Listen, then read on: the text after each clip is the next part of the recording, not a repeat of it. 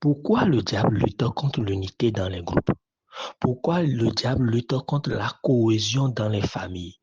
Pourquoi le diable lutte contre l'unité dans les communautés, surtout les communautés religieuses? La première arme que le diable utilise, bien-aimé, contre l'Église, c'est la division, l'arme de la division. Pourquoi il fait cela?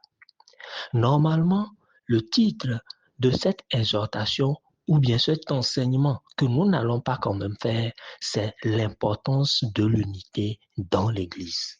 Dans les chorales, parmi les intercesseurs, il y a toujours des divisions si les leaders ne prennent pas soin d'instaurer et d'imposer l'unité au groupe ou bien à la communauté, car le diable fait tout pour nous diviser. C'est le dernier enseignement que nous devons enregistrer cette année et ça devrait prendre normalement un mois.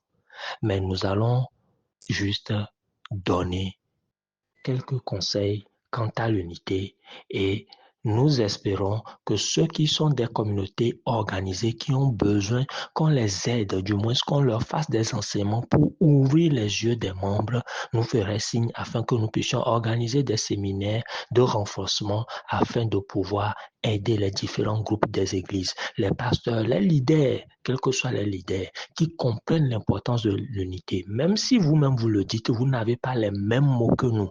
Et ceux qui n'ont pas suivi les différents ministères que nous avons publiés, vous pouvez nous contacter afin que nous vous envoyions les enregistrements de ces différents ministères. Vous comprendrez que les enseignants, les docteurs, ils ont un don spécial pour expliquer les choses. Ce n'est pas parce que je suis pasteur que non, je peux expliquer, non. Il y a certaines personnes qui ont ce don-là de l'expliquer et ils ont reçu la révélation de le faire. Donc, n'hésitez pas à nous contacter pour que nous puissions vous accompagner dans ce processus-là d'éveil des membres de vos différentes communautés. Allons en Éphésiens, s'il vous plaît.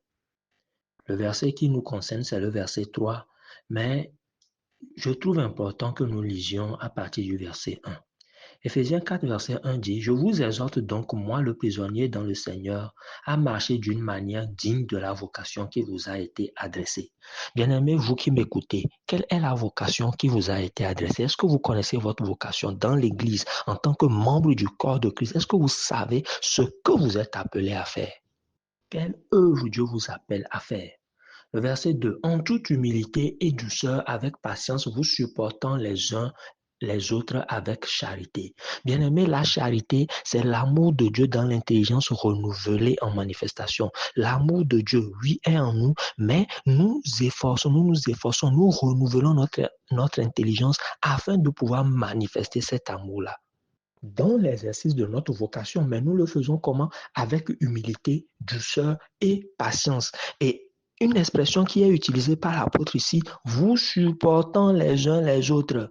Ce n'est pas facile de supporter les comportements ou bien, oui, les agissements de certaines personnes, mais par l'amour de Dieu en nous, nous sommes obligés de nous supporter les uns les autres. Bien entendu, chacun doit faire l'effort de ne pas être une pierre d'achoppement pour l'autre.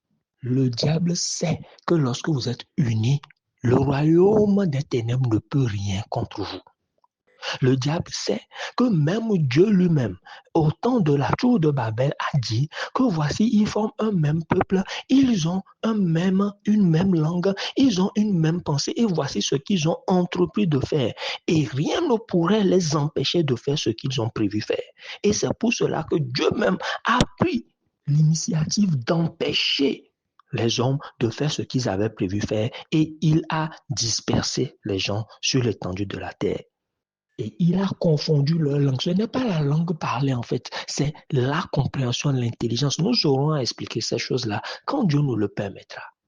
Quand vous êtes soudés dans une assemblée, ce que vous décrétez, qu'est-ce que le Seigneur Jésus-Christ a dit? Lorsque 2 ou 3 s'assemblent en un lieu, lorsqu'ils s'accordent, c'est là l'accord, l'unité. Lorsqu'ils s'accordent pour demander quoi que ce soit, une chose quelconque, cela leur est accordé. Oui, c'est ça. Donc, ce que le diable fait, ce n'est pas d'empêcher Dieu de vous bénir, non. Ce que le diable fait, c'est de vous empêcher de recevoir ce que Dieu, lui, vous envoie comme bénédiction. Et comment il le fait? C'est en vous divisant. Parce que il est écrit en Psaume, et c'est le roi David qui a écrit ce cantique-là. Voici, il est beau, il est agréable pour des frères de demeurer ensemble. C'est là, je paraphrase, c'est là que vient l'onction. C'est là que la bénédiction déborde dans vos vies. C'est là que la bénédiction est activée lorsque vous êtes ensemble. Maintenant, qu'est-ce qu'il fait? Il vous bloque. Comment? En vous divisant, simplement.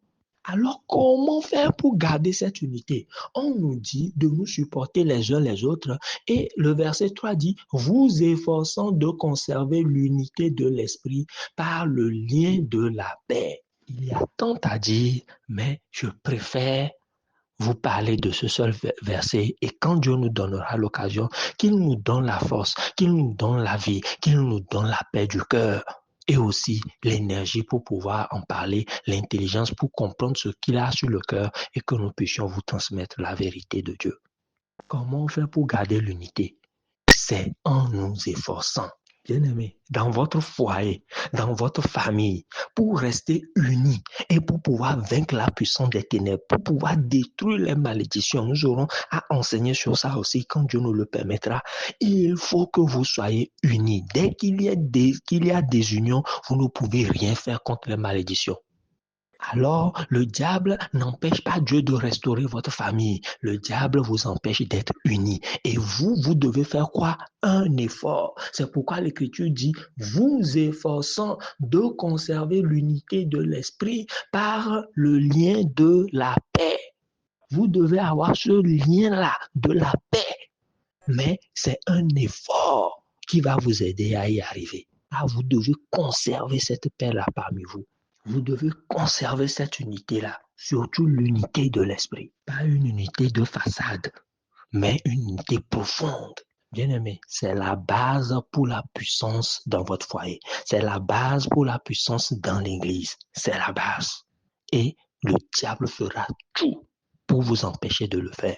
Donc vous aussi, vous devez vous décider de faire tout, même si l'autre est en erreur, vous faites des efforts sur vous-même. Le Christ dit que celui qui veut me suivre prenne sa croix. C'est ça, une partie de votre croix, afin de rester ensemble, unis d'un même esprit. Ainsi, vous pouvez battre tout ce que le diable peut mettre devant vous. C'est le meilleur cadeau que nous pouvons vous donner en cette fin d'année. Nous n'allons pas, comme on l'a dit, expliquer jusqu'au fond, mais que ces paroles-là soient l'eau mise à la bouche, que vous ayez l'eau à la bouche pour que prochainement, quand Dieu nous le permettra l'année prochaine, que nous puissions développer. Mais gardez ça dans votre cœur. En cette fin d'année, commencez par faire des efforts afin d'être unis dans vos congrégations, dans votre foyer, dans votre famille, parce que c'est la clé pour dominer. Et laissez tomber l'orgueil humain, l'ego humain. Ah, moi, c'est le diable qui va vous utiliser vous-même pour détruire votre couple, pour détruire votre communauté. Et si vous détruisez la communauté de Dieu à cause de votre ego, Dieu va vous demander des comptes. Car l'Écriture dit, malheur à celui par qui le scandale viendra. Au nom du Seigneur Jésus-Christ, nous vous souhaitons tous les meilleurs vœux, que Dieu vous bénisse et qu'il vous fasse du bien en cette fin d'année. Nous continuerons bien sûr dans les prières et aussi dans les exhortations ponctuelles si le Seigneur nous y pousse. Que la paix soit avec vous.